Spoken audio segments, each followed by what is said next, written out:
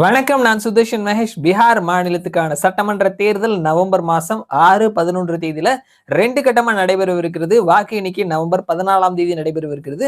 NDA அலையன்ஸை பொறுத்த மட்டும் seat sharing அப்படின்றது சுமூகமா நிறைவடைகிறதுக்கான வாய்ப்புகள் இருக்குது. அவர்களுக்குள்ள இருந்த சின்ன சின்ன மனஸ்தாபங்கள், சின்ன சின்ன வருத்தங்கள் அப்படின்றது எல்லாமே நேத்தையோட சால்வ் ஆயிடுச்சு அப்படின்றத நம்ம பார்க்க முடிகிறது. இந்திய அலையன்ஸ்ல இன்னமும் அந்த பிரச்சனைகள் அப்படியே இருக்குது. ஜேஎம்எம் ஜார்க்கண்ட் முக்தி மோர்ச்சா அவர்களும் ஒரு 20 இடங்கள்ல பீகார் மாநிலத்துல போட்டியிட போறோம்னு சொல்லியிருக்கிறாங்க. அவர்கள் அநேகமா இந்திய அலையன்ஸ்ல தான் போட்டியிடுவாங்க அப்படின்னு எதிர்பார்க்கப்படுது. ஆர்ஜேடியினுடைய இடங்களை தான் அவர்களுக்கு கொடுப்பாங்க. அண்ட் அடுத்தது பிரசாந்த் கிஷோர் அவரும் தனியா களம் காண்றாரு. ஆம் ஆத்மியும் தனியா களம் காண்றாங்க அப்படின்றத பார்க்க முடிகிறது. 243 தொகுதிகள் இருக்கக்கூடிய இந்த மாநிலத்துல 122 பிளஸ் தொகுதிகளை கைப்பற்றுபவர்கள் ஆட்சி பிடிப்பார்கள். தொடர்ந்து நம்ம கருத்து கணிப்பு முடிவுகளையும் பார்த்துட்டு இருக்கிறோம். இந்த வீடியோல நாம தேஷ்கா வேர்டிக்ட் அப்படின்னு சொல்லக்கூடிய ஏஜென்சி அவர்கள் ஒரு கருத்து கணிப்பை எடுத்து அதனுடைய முடிவுகளை வெளியிட்டு இருக்கிறாங்க. ஸோ நம்முடைய சேனலை பொறுத்த மட்டும் எல்லா கருத்து கணிப்புகளும் இந்த ஏஜென்சி எடுத்திருக்கிறாங்க அப்படின்னு சொல்லி அவங்களுடைய பெயரை சொல்லி அதனுடைய ரிசல்ட்ஸ் சொல்லுவோம். பெரும்பாலும் கருத்து கணிப்புகள்ல நம்மளுடைய பர்சனல் ஒப்பீனியன் அப்படின்றது இருக்காது. இருந்தாலுமே நாம விரும்பக்கூடிய கட்சி ஜெயிக்கல அப்படின்னு நம்ம சொல்லிட்டோம் அப்படின்னா கீழே நீ அந்த கட்சி சப்போர்ட்டர், இந்த கட்சி சப்போர்ட்டர் அப்படின்ற மாதிரி சொல்லுவாங்க. மற்ற வீடியோஸ்ல நம்ம யாரோ ஒருத்தரை ஆதரிக்கிறோம், யாரோ ஒருத்தரை எதிர்க்கிறோம் அப்படின்னா வேற.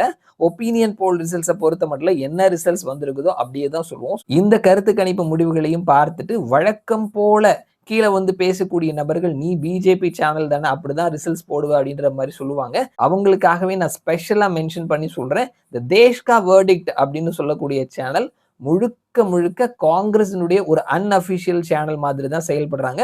ஸோ அவர்கள் வெளியிட்டு இருக்கக்கூடிய அந்த தேர்தலுக்கு முந்தைய கருத்து கணிப்பு அப்படின்றது நமக்கே ஆச்சரியமா இருக்குது. வாங்க அந்த ரிசல்ட்ஸை பார்க்கலாம்.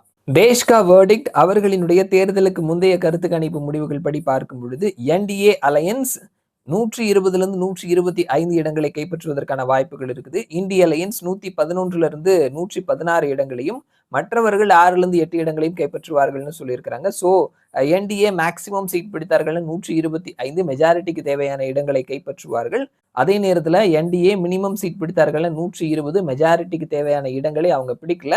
ஸோ அடுத்தது இந்திய அலையன்ஸ் மேக்சிமம் சீட் பிடித்தா கூட 116 அவர்கள் மெஜாரிட்டிக்கு தேவையான இடங்களை பிடிக்கல. ஸோ தேஷ்கா வேர்டிக்ட் இவர்களினுடைய தேர்தலுக்கு முந்தைய கருத்து கணிப்பு முடிவுகள் படி பார்க்கும் பொழுது மெஜாரிட்டி சீட்டை என்டிஏ கிராஸ் பண்றாங்க, அவர்கள் மேக்சிமம் பிடித்தார்கள்னா. ஸோ என்டிஏவினுடைய ஆட்சி தொடர்வதற்கான வாய்ப்புகள் இருக்குது, அல்லது தொங்கு சட்டமன்றம் அமையறதுக்கான வாய்ப்புகள் இருக்குது. இந்திய அலையன்ஸ் ஆட்சி பிடிக்கிறதுக்கான வாய்ப்புகள் இல்லை அப்படின்றத சொல்லியிருக்கிறாங்க. ஸோ நான் சொன்னேன் இல்லையா, இந்த கருத்து கணிப்பை எடுத்து வெளியிட்டு இருக்கக்கூடிய தேஷ்கா வேர்டிக்ட் அப்படின்னு சொல்லக்கூடிய சேனல் முழுக்க முழுக்க காங்கிரஸை ஆதரிக்கக்கூடிய காங்கிரசினுடைய ஒரு அன்அபிஷியல் சேனல் மாதிரி தான் செயல்படுறாங்க.